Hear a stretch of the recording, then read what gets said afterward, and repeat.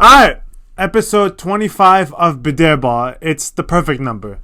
25 episodes, 500 subscribers, and doing my second Q&A that I've done on this channel. I don't know if you guys remember the first one, but Ali, who helped me with the first one, is back again. And so let's just get started. Alright, this question's from @torgrud45. Thoughts on Milan Transfers? He asked this question because I literally had just tweeted before that I didn't want to talk about this shit anymore. This is all as of July 5th, okay? Milan have signed one player, lost two starters, and are linked with 15 other players. Apparently it seems that we're really close to Tijani Reinders, if that's how you say his name, and Christian Pulisic. I'm not super optimistic.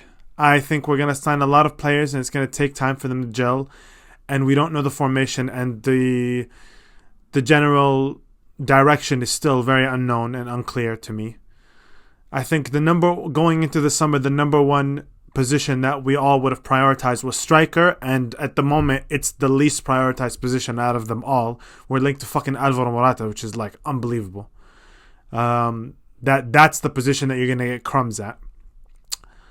But so yeah, I guess, again, nobody knows. We might get some surprise deal. But the 5 to 6 to 7 names that have been named, I'm not jumping up and down. I'm happy with some of them. I'm happy with Reinders. I like Ruben Loftus-Cheek. I'm really happy about Chukwueze, but just the combination of it all, I'm not 100% sure. This one's from @CamToTheYams _ pretty cool @. Top 3 Arab players in the world currently. Top 3 Arab players in the world. As you can see, I am prepared. So, Salah, definitely. Hakimi, I guess you have to say. The third one is tough.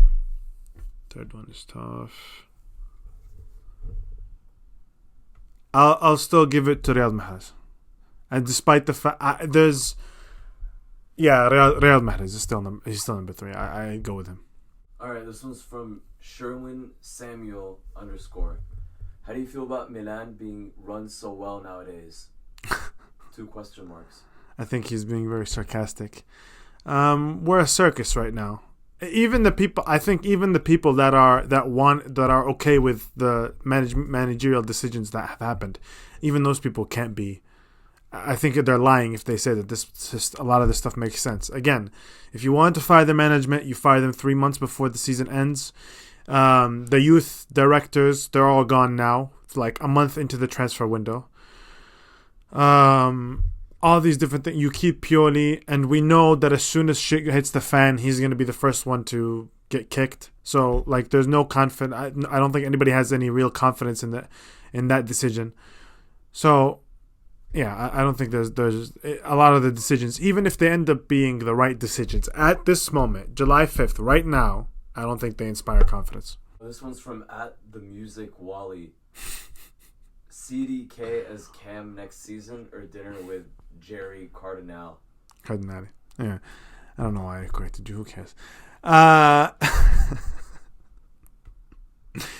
CDK attacking midfield because if I had... Actually, no, that's a lie. Dinner with Jerry Cardinale because I have been saying since all this shit went down, he better pray he never crosses paths with me. And if he does, man, I would love to sit across a dinner table with him, man. I would kill him with a butter knife. Can you get suspended on YouTube? I don't know.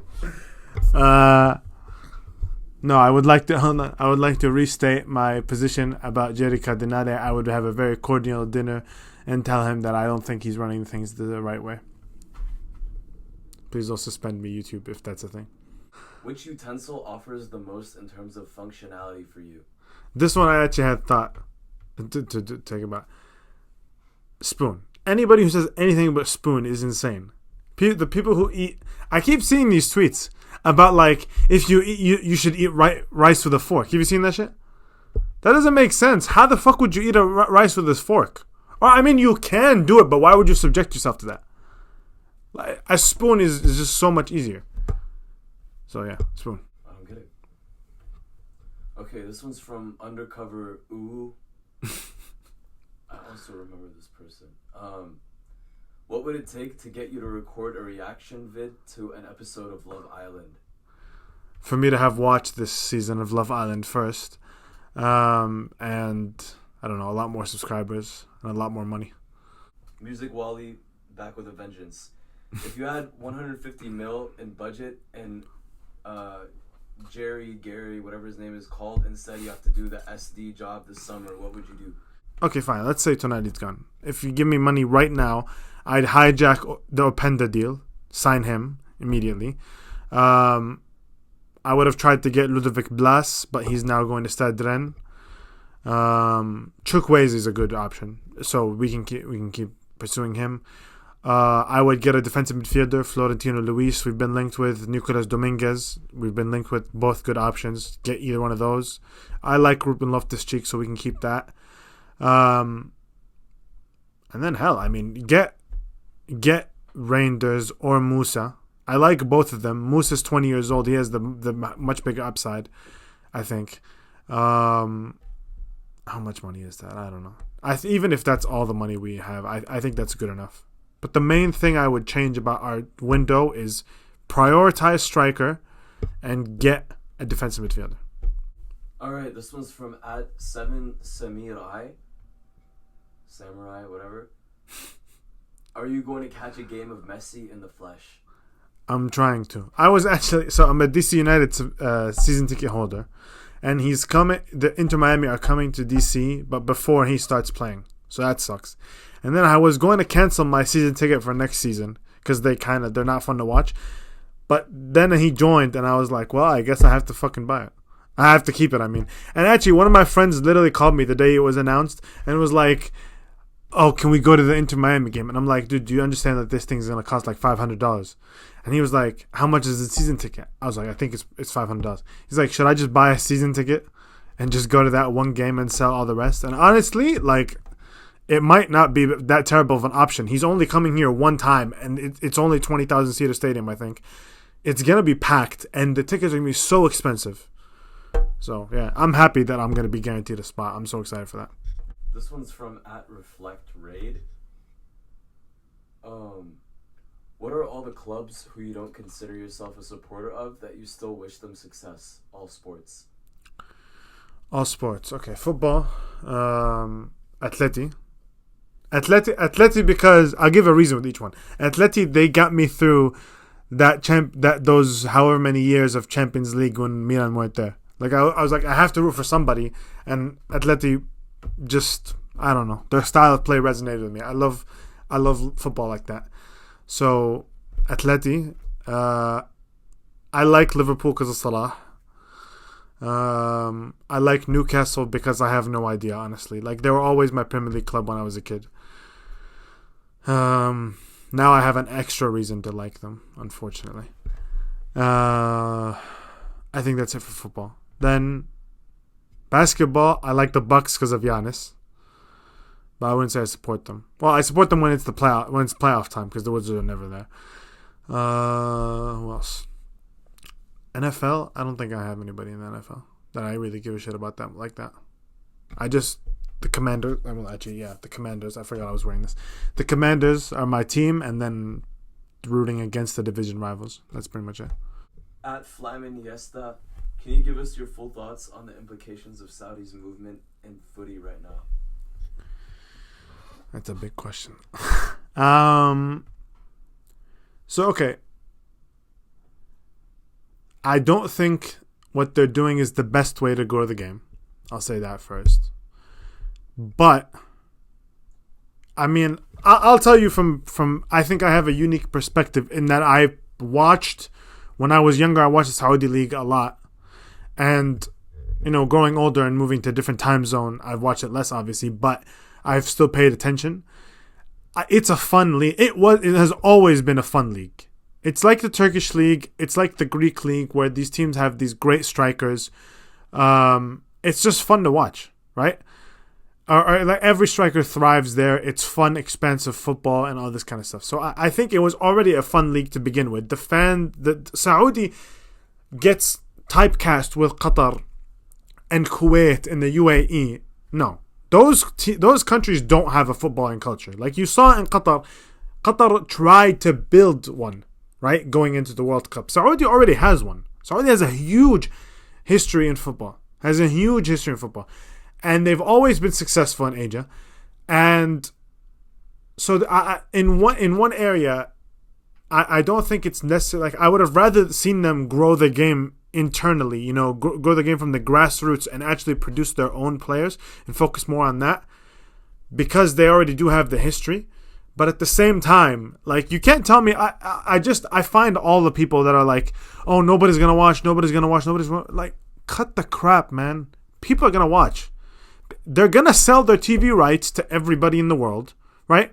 For how much money, I don't know, but they're gonna get it available to you, and you're gonna sit down and watch every once in a while. It just is gonna happen. Like, as much as people pretend that these star players going there doesn't bring eyes, nobody had ever seen a single goal that any Al Nassr player scored until Ronaldo got there. And even if you didn't watch games, you saw it. You saw shit that happened with Ronaldo. So you're going to continue seeing that with Benzema, with Kante, with all these different guys. Like the talent level is higher now than a lot of other European leagues. So yeah, I think, I don't know. There's at the same time, there's like the hypocrisy of, the English fans, they can't be the ones. The English fans can't be the ones right now to be like, oh, this is bad for the game. Like, you're bad for the game too. And before anybody comes and tells me, oh, well, that's how Italy was in the 90s. Yeah, they were bad for the game too. All of this is bad for the game. Any one country having such financial superiority over any other in football is bad. It just is. Is Cheek, how much spit do you produce during a single episode? Actually, do I spit that much? I don't know. I don't really watch your show. Wow. That's obviously not what I was fucking asking you, asshole. I was asking if I do it in real life. You didn't really answer the question. I did. Well, I can't really answer the question myself, can I? Do you notice that you spit a lot? No, I don't. Are you soft? No, I don't notice that I spit a lot, but at the same time, that's not for me to judge. You know what I'm saying? If I don't notice it, that doesn't mean I'm not doing it. How passionate you are. If you're like really yelling, probably spit it a little bit. Alright. Say it, don't spray it. Okay. Okay. At Jafar_V. Jafar? Dude, his name is Jafar. Come on, man. He's Lebanese Saudi, by the way. So he's Arab. He knows how to speak Arabic. He just called him Jafar, dude. I was thinking about the guy from Aladdin. Yeah, I knew that's what you were going to say. Jesus. Alright. At Jafar_VCF. What's your love life like? Non-existent. Moving on. At this one's a mouthful. Mashocystic. Anyways. Okay, go on. I'll explain. Yeah. Congrats. Where is Asna finishing next season, and who goes on passenger seat, mom or wife? Okay, Arsenal.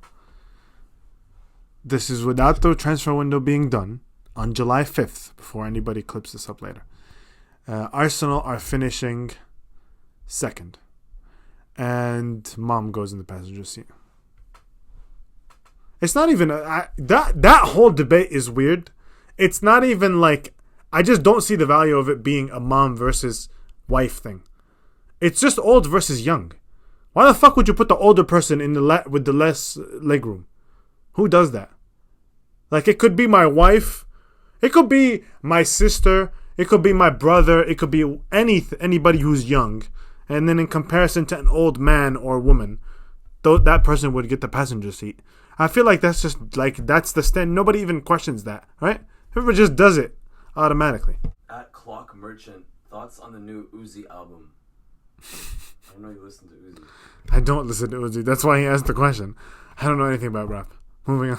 At Guru Tux, Mahmoud Al-Shinhab, where are you from originally? I'm from Tulkarem in Palestine. At Maldini Simp, what is your story as a Milan fan? How did it start? Why'd you say it like that? I don't know. My brain made it rhyme. Honestly, in my heart, I really can't tell you. I don't know.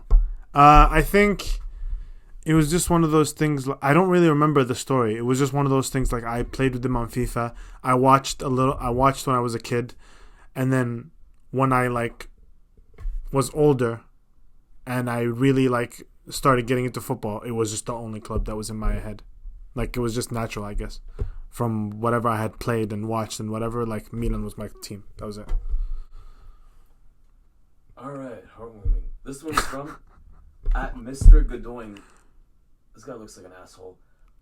When will you get a haircut? He's my biggest hater, I think.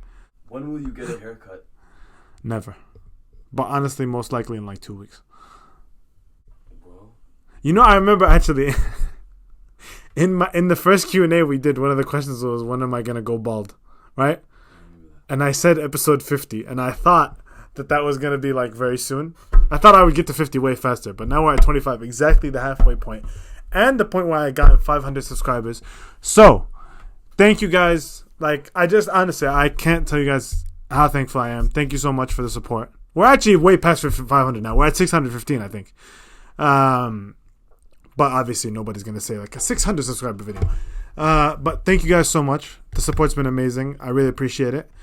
500 subscribers was always the line of demarcation where I would take this more seriously and I would try harder and I would do weekly episodes and whatever. So 3 weeks in a row, I think that's something. So hopefully more going forward. Thank you guys for watching, and see you next week.